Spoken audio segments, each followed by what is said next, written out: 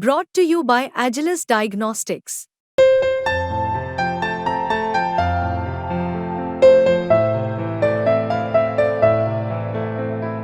Agilus Diagnostics.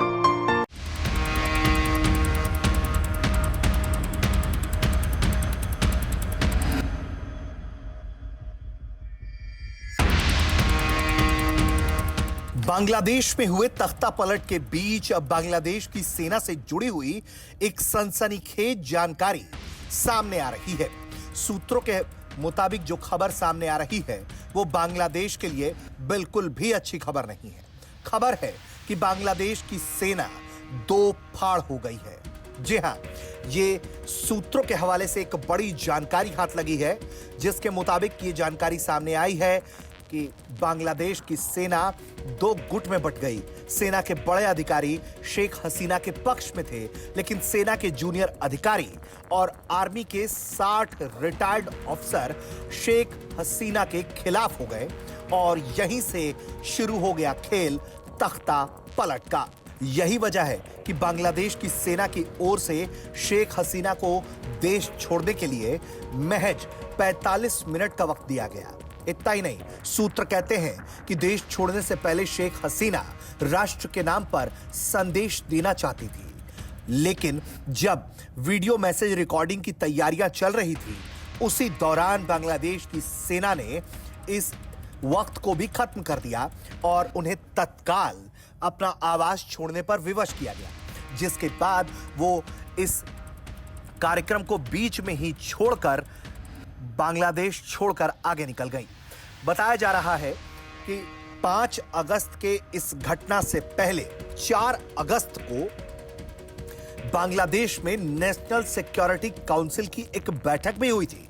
इस बैठक के बाद बांग्लादेशी सेना की ओर से शेख हसीना को यह कहा गया कि छात्रों के लॉन्ग मार्च के दौरान सेना की ओर से उन्हें नहीं रोका जाएगा। यानी कि जो 5 अगस्त को मार्च होना था, उसे किसी भी तरह से नहीं रोकने का ऐलान सेना की तरफ से कर दिया गया।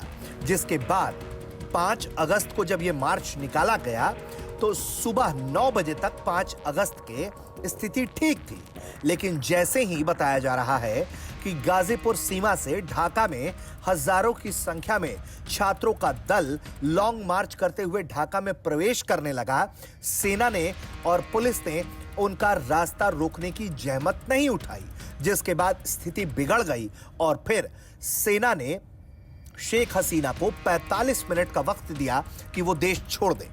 यानी कि जिस तरह से सूत्रों के हवाले यह घटनाक्रम सामने आया है, उससे एक बात साफ है कि सेना के कुछ जूनियर अधिकारी और सेना के रिटायर्ड अफसरों की मिलीभगत के कारण इस तरह की गतिविधि को अंजाम दिया गया।